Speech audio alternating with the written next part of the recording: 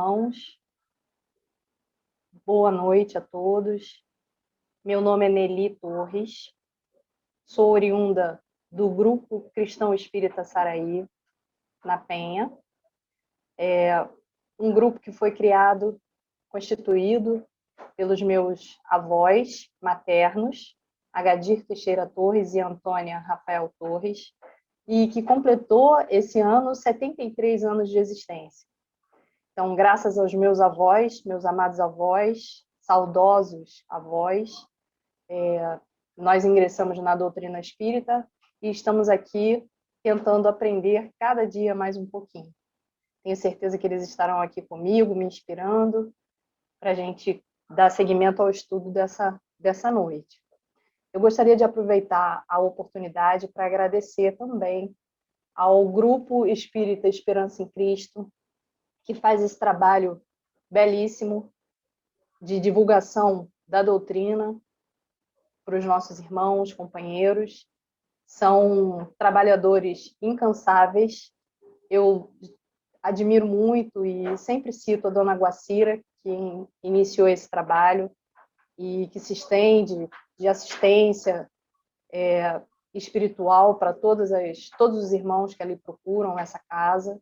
Gostaria de agradecer ao Josemir, também, o nosso querido amigo, pelo convite desse estudo e que eu consiga transmitir para vocês, com todo o meu coração, tudo aquilo que eu consegui absorver desse estudo tão importante da noite de hoje. Eu vou fazer, inicialmente, a leitura do livro Fonte Viva, vou abrir de forma aleatória, e logo em seguida eu vou fazer a prece, e daí a gente inicia o nosso estudo. Que a paz de Jesus esteja sempre conosco. E caiu na lição de número 39, fé inoperante. Assim também a fé, se não tiver as obras, é morta em si mesma. Tiago, capítulo 2, versículo 17. A fé inoperante é problema credor da melhor atenção em todos os tempos, a fim de que os discípulos do Evangelho compreendam com clareza que o ideal mais nobre, sem trabalho, que o materialize a benefício de todos, será sempre uma soberba paisagem improdutiva.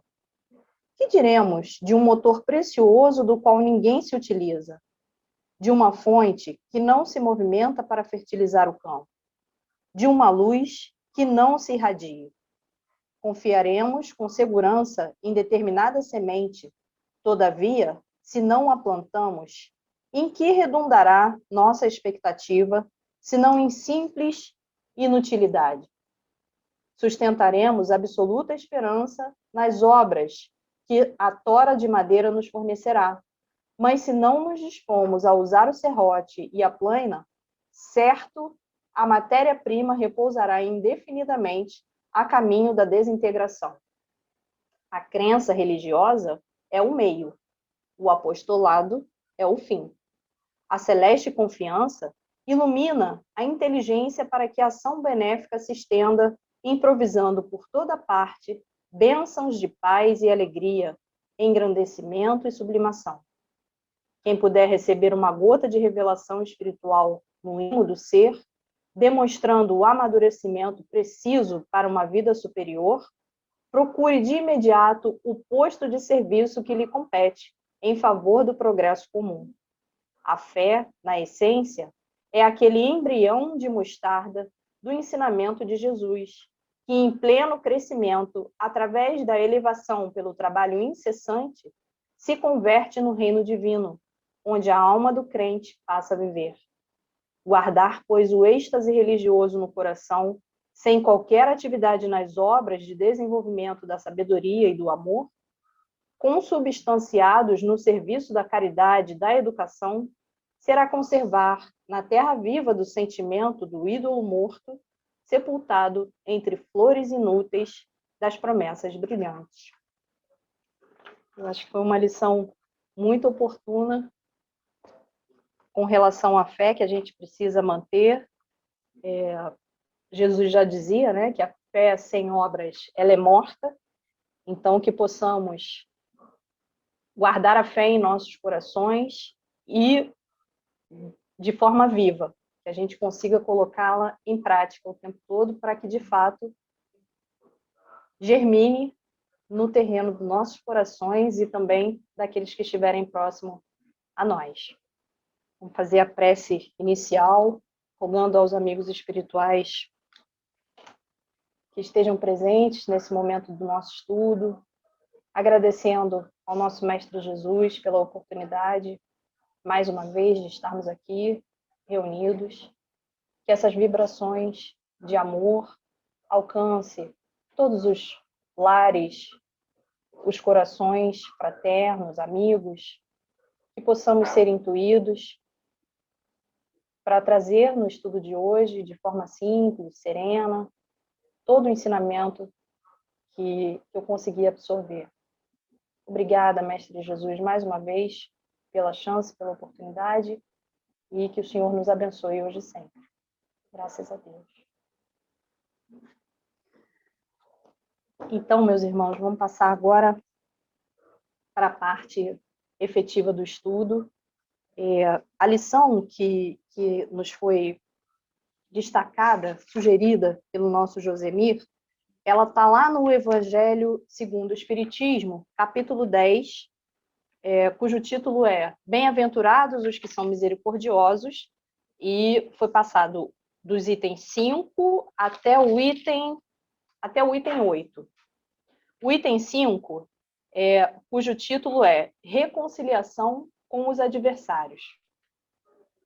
Antes, porém, deixa eu só voltar um pouquinho. Kardec segmentou muito bem, dentro do Livro dos Espíritos, a parte das bem-aventuranças. E justamente essa leitura de hoje, que a gente vai fazer, esse estudo de hoje, que é reconciliação com os adversários, que é o item 5, e o sacrifício mais agradável a Deus, que é o item 7. São as duas partes do estudo que a gente vai fazer nessa noite.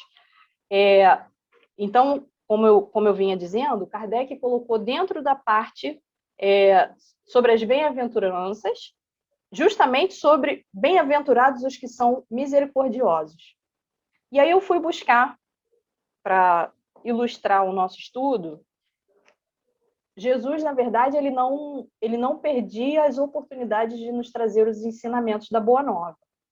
Então, em que momento que ele traz os ensinamentos a respeito da bem-aventurança? Justamente quando ele vê que tem uma multidão que o seguia, que o acompanhava num determinado momento, e ele aproveita essa oportunidade para poder trazer alguns ensinamentos.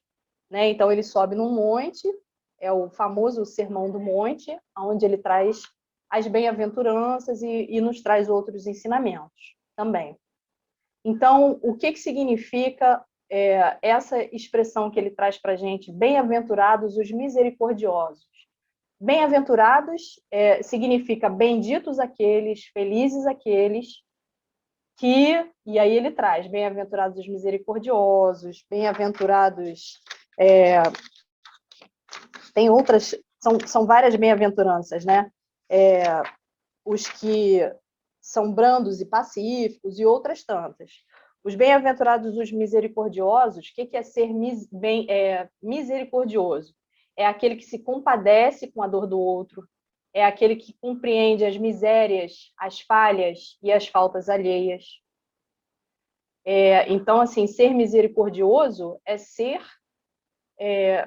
piedoso, é ser amigo, é ser fraterno, é estender a mão ao ofensor quando ele nos entrega uma calúnia, é ser tolerante com aqueles irmãos que passam por dificuldades, entendendo aquele sofrimento daquele irmão.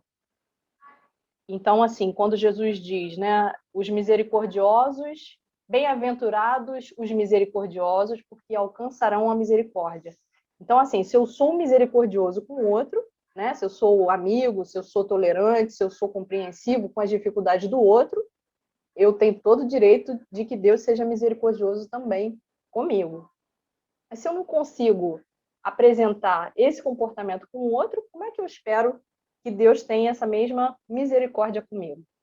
Então, essa é a abertura do nosso estudo de hoje, e vamos, propriamente dito, ao item que nos foi destacado, que é a reconciliação com os adversários. Eu vou ler, é um trechinho bem pequenininho, está lá em Mateus, capítulo 5, versículos 25 e 26. Então, vou ler aqui para vocês. Reconciliai-vos o mais depressa possível com o vosso adversário, enquanto estáis a caminho com ele, para que ele não vos entregue ao juiz, o juiz não vos entregue ao ministro da Justiça, e não sejais metido em prisão. Digo-vos em verdade que daí não saireis enquanto não houverdes pago o último ceitil, o último centavo. Então, meus irmãos, vamos falar um pouquinho sobre as palavras principais desse ensinamento tão importante que Jesus nos trouxe com essa mensagem. Então, as palavras-chave são reconciliar o mais depressa possível com o adversário enquanto está a caminho com ele. O que significa reconciliar? Fazer as pazes, harmonizar, tornar amigos. O que significa o mais depressa possível? Agora. A gente não deixar para depois, a gente não deixar para a semana que vem, para o mês que vem, para o ano que vem. É agora. Por quê? Porque a gente não sabe qual é o momento que a gente vai ser chamado para prestar o nosso testemunho. E nós sabemos que nós temos uma encarnação em curso, mas nós não sabemos em que momento que será o nosso momento de regresso para a pátria espiritual. Então, nós tem que ter senso de urgência. Não dá para ficar adiando, é para agora. A outra palavrinha mágica aí nessa sentença de Jesus, nesse ensinamento de Jesus, é adversário. O que é um adversário? É um indivíduo que luta contra, antagonista, é um opositor. E, para fechar, enquanto está a caminho com ele, significa na atual existência. Eu gosto muito dessa tradução que foi trazida e que está aqui no Livro dos Espíritos, que fala de adversário e não inimigo, porque são palavras que têm significados similares, parecidos, mas tem uma sutil diferença.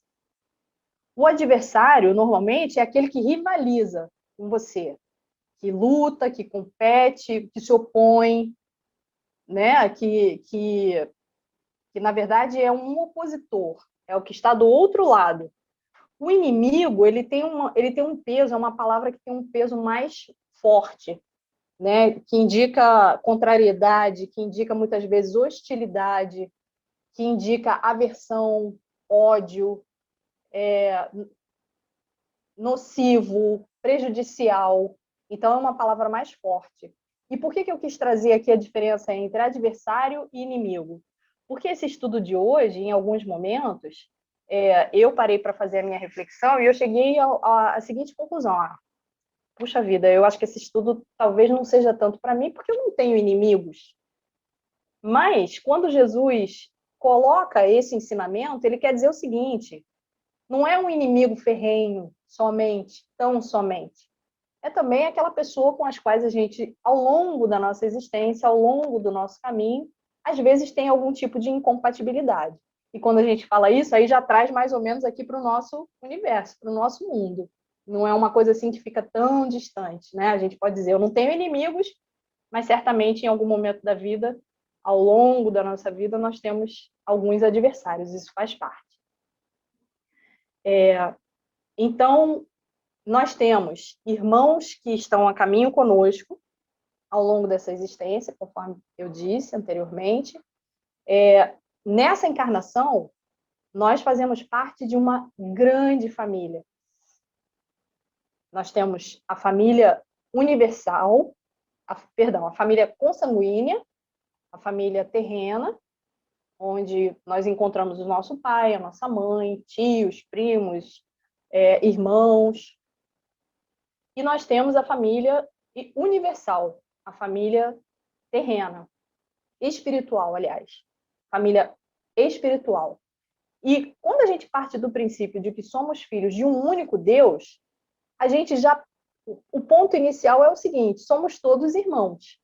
Então, teoricamente, a gente não tem que ter nenhum tipo de animosidade, nenhum tipo de dificuldade com o nosso companheiro de estrada, de caminhada. Uma vez que o objetivo da nossa encarnação, hoje, é justamente nos harmonizar, é criar elos uns com os outros, mesmo que sejamos todos diferentes, porque em algum momento da vida a gente confronta com outros irmãos que têm um pensamento totalmente diferente. A gente tem que compreender sempre que cada um age, reage e interage conforme a sua orientação, conforme a sua evolução espiritual. A gente tem que ter isso sempre na cabeça. Então, assim, somos parte integrante de uma família universal e estamos aqui com esse objetivo de confraternizar, de nos harmonizar uns com os outros. Então, meus irmãos, nessa encarnação, temos a caminho conosco alguns indivíduos, certamente indivíduos cujos laços foram formados em existências pregressas. E muitas vezes a gente não sabe explicar por que temos afinidade com uns em detrimento de outros, mais com uns do que com outros. E talvez nessa existência não seja possível explicar. Existe uma afinidade natural que extrapola os domínios dessa existência. Mas nada é por acaso, isso é fato. Nós não nascemos no lar em que nascemos por acaso, nós não nascemos no Brasil por acaso, nós não trabalhamos onde nós trabalhamos com aqueles companheiros por acaso, nós não moramos no bairro em que moramos por acaso, temos os vizinhos que temos por acaso, tudo tem um propósito. E a gente precisa exercitar o tempo todo a paciência, a tolerância, o amor com cada um que cruzar o nosso caminho. Eles não são colocados ali à toa. A gente tem que procurar sempre nos desenvolver e desenvolver também o outro, auxiliar sempre no crescimento do outro. Kardec, ainda no desenvolvimento do texto, ele chama a atenção com relação aos efeitos que causam em nós a prática do bem, do perdão, em contrapartida aos sentimentos que a gente tem quando a gente guarda rusgas e mágoas, né? Então, Kardec traz dois tipos de efeito quando a gente se comporta de uma forma ou de outra. Tem o efeito material, que é quando nós guardamos em nossos corações as tristezas, as mágoas, as mazelas, em algum momento isso começa a causar em nós, no nosso organismo físico, algumas doenças físicas, porque é como veneno que vamos jogando dentro do nosso corpo físico, que nos é emprestado. Joana de Ângeles, no livro Autodescobrimento, Uma Busca Interior, traz a seguinte sentença: quando a mente elabora conflitos, ressentimentos, ódios que se prolongam, os dardos reagentes disparados desatrelam as células dos seus automatismos, que degeneram, dando origem a tumores de vários tipos, especialmente cancerígenos, em razão da carga mortífera de energia que as agride. O que Joana está querendo dizer com isso, meus irmãos? Que nós mesmos podemos provocar em nós algumas doenças físicas a partir do momento em que nos envenenamos com esses sentimentos menos elevados, com as mágoas, com as tristezas, com essas mazelas que a gente às vezes insiste em carregar. Então, sem perceber, somos agentes contribuidores para os males físicos que nós desenvolvemos. Nós estamos mergulhados no fluido cósmico universal. E aqui a gente tem toda sorte de sentimentos que emanamos e que recebemos. Então, tem ódio, tem ciúme, tem o egoísmo, tem, por outro lado, tem a benevolência, tem o amor, tem a fraternidade, tem a caridade. Então, assim, estamos mergulhados em toda sorte de sentimentos e através do nosso livre arbítrio é que a gente vai escolher, vai determinar aquilo que a gente quer no nosso entorno, de que forma que nós vamos querer conduzir a nossa vida. Kardec traz também um outro efeito com relação a essas escolhas que fazemos entre o bem ou vibrar sempre nas tristezas e no mal, que é com relação aos espíritos com os quais a gente convive. A gente tem que lembrar que somos espíritos imortais. Então, a morte, o desencarne, ela não nos livra dos nossos inimigos, dos nossos adversários.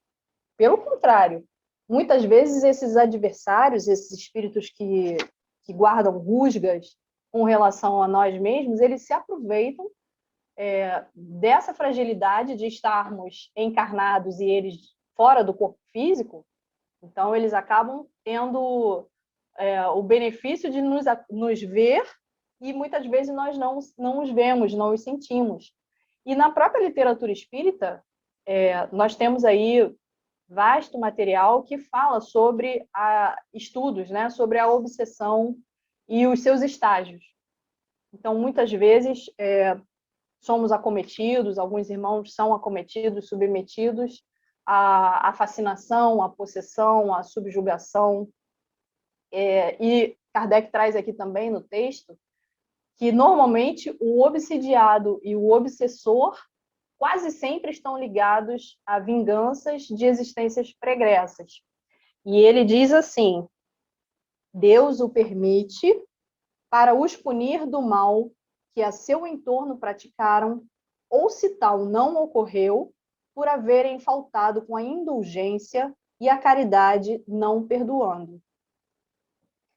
Então, nós devemos vencer o nosso orgulho e perdoar sempre o erro do outro, para que a gente fique em paz com a nossa consciência. Com essa constatação que Kardec nos traz, que Deus assim permite, justamente porque há correlação entre um mal praticado de um pelo outro, às vezes em existências pregressas, justamente por falta de indulgência, por falta de entendimento uns com os outros. Quando ele coloca essa frase, na verdade a gente observa o seguinte, que nem sempre somos nós as vítimas de um processo de obsessão, de um processo de perseguição de adversários de outrora. É importante a gente realizar e fazer essa reflexão individual, ter a humildade de reconhecer em nós eventuais falhas, porque nós ainda estamos a caminho, nós ainda não somos perfeitos, e muitas vezes somos nós que causamos o mal ao outro.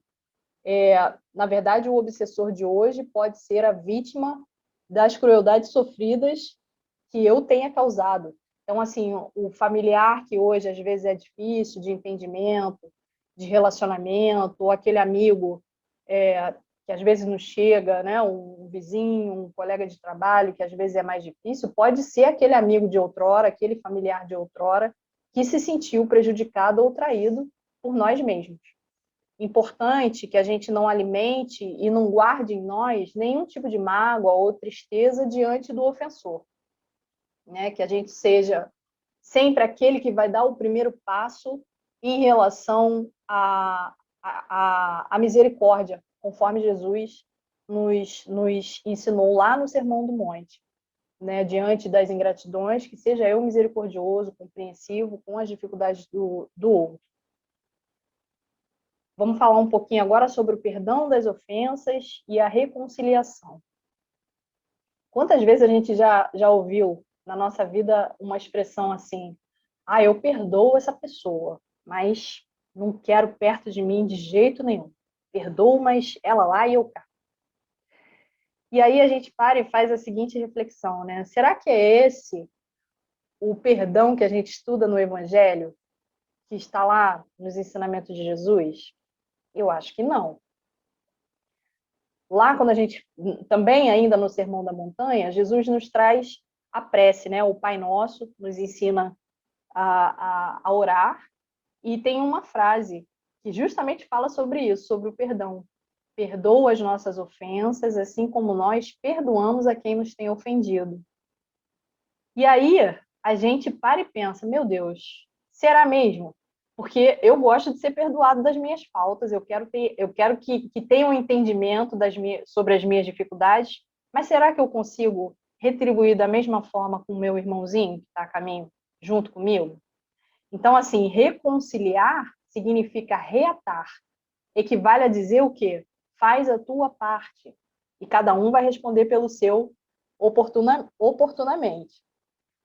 O Pedro, o discípulo, em certa oportunidade, abordou Jesus e perguntou: Senhor, quantas vezes eu preciso ou eu devo perdoar o meu inimigo? E Jesus prontamente responde. Pedro pergunta, né? 7 vezes é o suficiente, né? 7 vezes. E aí Jesus responde prontamente para ele dizendo: não digo que perdoe 7 vezes, mas 70 vezes 7 vezes. O que Jesus está querendo dizer com isso? Que o perdão ele tem que ser infinito, né? A gente o tempo todo precisa colocar em nossos corações que em algum momento da vida nós podemos ser caluniados, nós podemos ser prejudicados, mas que o perdão ele tem que estar como objetivo principal da nossa existência. Com isso, Jesus está ensinando que o verdadeiro amor ele não indaga, ele não faz escolhas, ele não fica questionando quem é de verdade meu amigo, quem é meu inimigo, quem é meu adversário. Na verdade, o amor verdadeiro que Jesus nos ensina, ele não questiona o porquê da calúnia e sim procura, de fato, desculpar, descobrir o lado bom de todas as criaturas. Não estou dizendo aqui que é uma situação fácil, é um exercício que a gente tem que fazer a todo momento, diante das dificuldades que a gente encontra, partindo do princípio sempre de que aquele que está a caminho comigo é alguém que precisa estar ali para um reajuste. Então, a nossa encarnação ela tem um objetivo, que é justamente a gente se corrigir e ajudar também na correção daqueles que estão próximos a nós. Importante a gente considerar duas situações relacionadas aos nossos adversários. Na atual existência, né, se eventualmente a gente tiver um ou mais adversários junto conosco na caminhada, então é importante a gente identificar e procurar corrigir o curso, evitando o quê? Animosidades futuras. Em algum momento, seremos chamados para prestar conta. Então, na atual existência, se caso a gente tiver um ou mais adversários a caminho conosco, que a gente se atente a isso e procure fazer a nossa parte sempre para reconsiderar e para melhorar. E com aqueles irmãos que já desencarnaram e que, eventualmente, são os nossos adversários? Que também pode acontecer, né? O da atual existência, a gente consegue, nesse momento aqui, enquanto está em curso aqui com eles, se reconciliar. E como é que a gente faz isso com aqueles irmãos, muitas vezes ofendidos, prejudicados em alguma existência pregressa? Então, a gente tem que buscar muito a oração e a mudança do nosso comportamento. Porque é certo, meus irmãos, que esses irmãozinhos, que às vezes nos perseguem, procuram nos prejudicar, eles são mais infelizes do que parece. Então, quando a gente mostra esse amor, quando a gente se mostra transformado verdadeiramente, transformados mesmo em nossa moral, certamente esse comportamento contagia o irmãozinho que está lá do outro lado e vai até incentivá-lo a se melhorar também e continuar a caminhada dele. Certamente, em algum momento da vida, a gente vai estar em conjunto novamente, caminhando juntos novamente, e isso tudo vai ser revisto. Né? A gente vai ter oportunidade de agir diferente. A segunda parte do nosso estudo, que já é o item 7, cujo título é O Sacrifício Mais Agradável a Deus. Também é bem pequenininho, vou ler aqui, só para a gente fazer a abertura do que vai ser a segunda etapa do nosso estudo. Também está lá em Mateus, capítulo 5, versículos 23 e 24. Então, assim, lá no Evangelho de Mateus, vem primeiro essa parte aqui do sacrifício agradável a Deus e depois a segunda parte, que é a reconciliação com os adversários. Mas aqui no Evangelho está invertido. Mas não invalida o nosso estudo de forma alguma, vocês vão ver. Começa assim: se, portanto, quando fordes depor vossa oferenda no altar, vos lembrardes de que o vosso irmão tem qualquer coisa contra vós, deixai a vossa dádiva junto ao altar e ide antes reconciliar-vos com vosso irmão. Depois, então, voltai a oferecê-la. Então, meus irmãos, nessa segunda parte aqui do nosso estudo, Kardec já traz a similaridade, né? Já traz de forma para a nossa observação, o nosso entendimento, a questão da oferta ao altar. Né? E quando a gente para pensar em altar, o que a gente imagina? Que é algo sublime, que é algo sagrado. E Kardec faz uma analogia com relação aos judeus e aos cristãos. Os judeus, eles faziam sacrifícios e ofereciam no altar para Deus. E sacrifícios materiais, sacrificavam animais e faziam lá as oferendas e tudo, de forma material. E Kardec traz, fazendo a analogia com os cristãos, que os cristãos não precisam fazer sacrifícios materiais, mas ofertam o que para Deus? A sua alma, o seu espírito, o seu amor. E aí é que ele traz o entendimento dessa parte da lição. Como é que eu vou ter condições de me dirigir ao altar para fazer uma oferta de coração se eu tenho algumas rusgas lá com meus adversários? Se o meu coração não está puro? Então, é nesse sentido que Kardec nos chama aqui a reflexão nessa última parte aqui do nosso estudo. Para que a gente se apresente diante do altar, né, é importante que a gente tire do nosso coração o egoísmo, o orgulho, as vaidades egoísticas que trazemos, as paixões egoísticas que trazemos em nosso espírito, porque Deus conhece profundamente o que vai no nosso coração. Então, não adianta a gente vir com uma roupagem de que somos puros, de que está tudo bem, porque Deus conhece, sabe quando a gente ainda tem alguma arestazinha para acertar com aqueles de nossos irmãos de outrora, ou dessa existência, dessa caminhada. Então, é importante que a gente, sim, se doe, que tenha esses momentos de comunhão com Deus, sempre através da prece, das orações, mas para que isso seja feito com 100% de dedicação, de transparência, é importante que a gente procure se reconciliar sempre com aqueles adversários do caminho.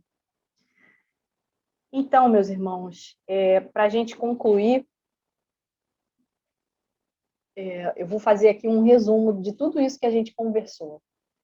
A nossa amada doutrina, ela nos ensina, nos mostra que hoje eu estou nele, mas eu sou fruto de numerosas existências. Então, sou a construção, sou um indivíduo ainda em construção, tentando me melhorar o tempo todo e corrigir algumas falhas do caminho.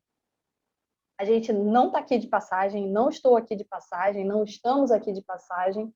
Existe um objetivo muito claro e as oportunidades são escassas, né? A gente sabe que para reencarnar, o plano reencarnatório é feito pela espiritualidade amiga de forma muito, muito complexa, não é uma coisa simples.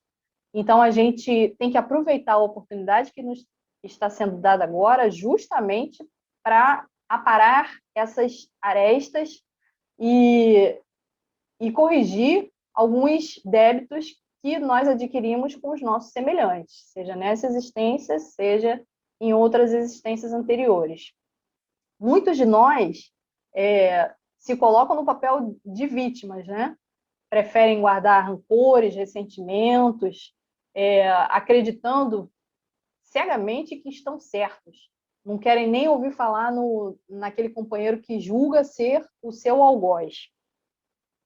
E a gente se esquece que quando a gente não se reajusta nessa caminhada, em outros momentos seremos chamados para esse reajuste. O desenvolvimento, o crescimento, ele é dado a todos nós, ninguém vai fugir disso. Então não adianta ficar protelando, deixando para depois, essa encarnação não dá, eu vou deixar para a próxima, porque a gente não sabe como é que vai ser a outra oportunidade que vai nos ser dada. Às vezes é mais difícil, inclusive, com situações, com vivências mais difíceis. Então, assim, que a gente procure acertar nessa, não deixar para a próxima. A gente não sabe como é que vai ser as novas oportunidades que vão ser dadas, né? Muitos de nós, conforme eu falei, nascemos em lares no país, no bairro, no trabalho, não é à toa, porque a gente, de fato, precisa coexistir com aqueles indivíduos que estão ali nessa caminhada conosco. Então, que a gente consiga identificar quem são esses indivíduos com os quais a gente tem um pouquinho mais de dificuldade, ser um pouco mais tolerante, da mesma forma que a gente espera que sejam tolerantes conosco.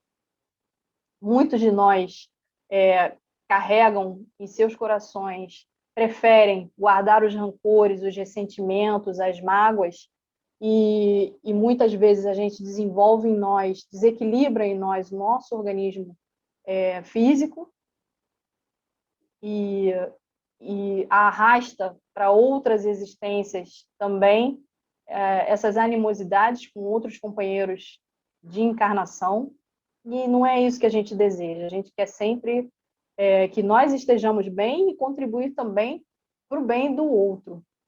Porque, como eu houvera dito antes, somos todos filhos do mesmo Pai, estamos todos mergulhados no mesmo fluido divino. Aquilo que afeta o outro, certamente vai afetar a mim e vice-versa. Então, que a gente tenha em nosso entendimento que para que o planeta como um todo esteja bem, não adianta só eu estar bem, todos nós precisamos estar bem.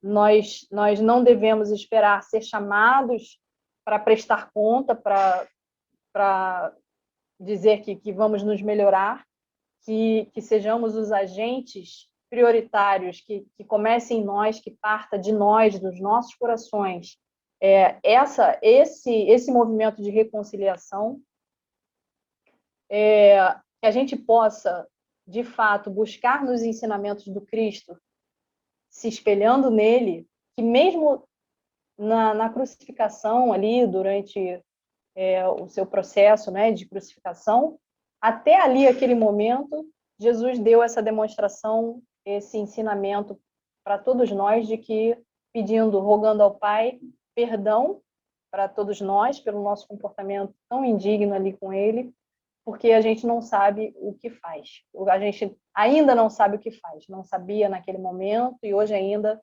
temos dificuldade. De novo, que sejamos nós os primeiros a tomar a iniciativa em direção ao perdão, sem esperar nada em troca. Então, a gente faz e o nosso comportamento certamente contagia, contamina aqueles que estão em nosso entorno. Que a gente consiga manter sempre a vigilância e a oração, praticando sempre a indulgência para com as imperfeições alheias, do mesmo jeitinho que a gente gosta que seja tratado conosco, até porque amanhã pode ser eu mesma tropeçar naquela mesma dificuldade que o meu irmão está apresentando hoje comigo. Então, que a gente não desperdice de forma alguma essa oportunidade que está sendo dada nessa encarnação e ter sempre essa frasezinha na nossa cabeça que é para a gente se reconciliar com o nosso adversário enquanto estamos a caminho com ele. Meus irmãos, era essa a lição que eu queria trazer, compartilhar com vocês. Peço desculpas se me atrapalhei um pouquinho, né? Mas eu gostaria de dizer que eu estou muito feliz, com o meu coração transbordando de alegria de estar aqui com vocês. Vou fazer a prece de encerramento, o agradecimento, que vocês possam me acompanhar nessa oração. Então, vamos lá. Querido Mestre Jesus, espiritualidade amiga e bondosa que nos acompanha sempre, estamos aqui, Senhor, com o coração transbordando de alegria, pela oportunidade, Mestre, do estudo desta noite, pela oportunidade, principalmente, de aplicar este estudo em minha vida, identificar algumas arestas que precisavam ser apartadas, corrigidas. Que essa mesma transformação, Mestre, esteja presente nos corações dos irmãos que vão assistir esse estudo. Que a tua paz, Mestre Jesus, esteja nos corações de toda a humanidade, transformando, Senhor, cada indivíduo, cada espírito que aqui está encarnado em criaturas melhores. Que possamos, Senhor Jesus, despertar, finalmente despertar para os teus ensinamentos de amor, para este evangelho ainda tão atual nos nossos dias. Abençoa, querido Mestre, aos irmãos que neste momento sofrem, que estão passando por dificuldades, enfermos do corpo, enfermos da alma. Que todos possam, Senhor, receber o teu amparo, firmar-se na fé, conforme for lido na primeira lição do estudo desta noite. Que todos possam, Senhor Jesus, ter coragem e a certeza de que não estão desamparados, não estão sozinhos. Damos graças, Senhor, mais uma vez, pelo estudo desta noite, pela oportunidade. Obrigada, graças a Deus, que assim seja. Então, meus irmãos, era isso que eu tinha para trazer. Agradeço a todos pela companhia e até uma próxima vez. Tchau, tchau.